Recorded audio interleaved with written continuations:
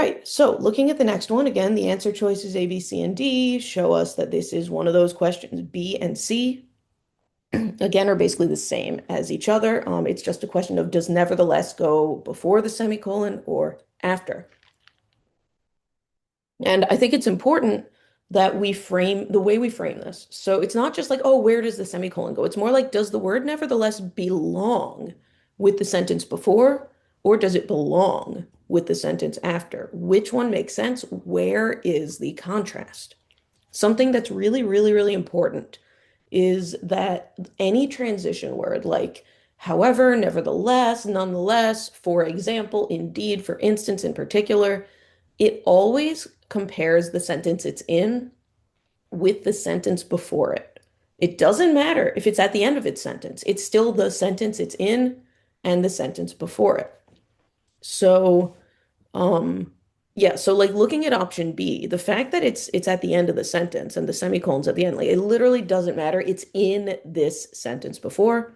So it goes with that sentence and compares it to the one even before. So let's just see what's going on. Do we even have two sentences, or can we eliminate the semicolon options? Let's see. We have the invention of the printing press dramatically increased the availability of books in Europe. Literacy gradually spread beyond the clergy and aristocracy to broader segments of the population. Materials were not always welcomed by authorities because they could quickly spread controversial or subversive ideas. Okay, well, one trick that is really, really important for these is when you have a contrast word like however, nevertheless, nonetheless, um, very often, not always, but I'd say maybe 80% of the time, it's going to go with the word not. Now, that could show up as like don't, doesn't, won't, wasn't, but the word not is a very good hint that we want a contrast word like however, nevertheless, or nonetheless. So right away, I really want to put the word nevertheless in this sentence. So let's see. A would do that. B would not do that because B breaks the sentence here with the semicolon. Um, so I'm going to cross out B. Let's do that. And then C and D would also do that. So okay. I would definitely take notes also on this. I definitely recommend taking notes. So these are like a lot of tips coming at you.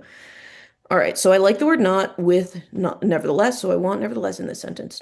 Now we can cross out D because a contrast is pretty much never going to come after a colon. What we have after a colon, often it's a list. Most people, if they know anything about colons, it's like, oh, well, a list comes after. But it doesn't have to be a list, but it has to be something that supports or explains what comes before. And if we're saying nevertheless or however, then it's not going to be supporting what comes before. Now, again, this is like 99% of the time. Um, but yeah, so if I see however, nevertheless, nonetheless after a colon, I think that's probably not right. Okay, now the question is, do we have two sentences here or do we not? Well, let's see.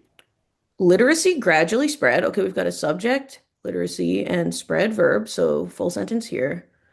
Um, Printed materials were not always welcomed. Okay, subject, printed materials were welcomed, or were not always welcome could be a verb. So we do have two full sentences, so this is going to be our answer.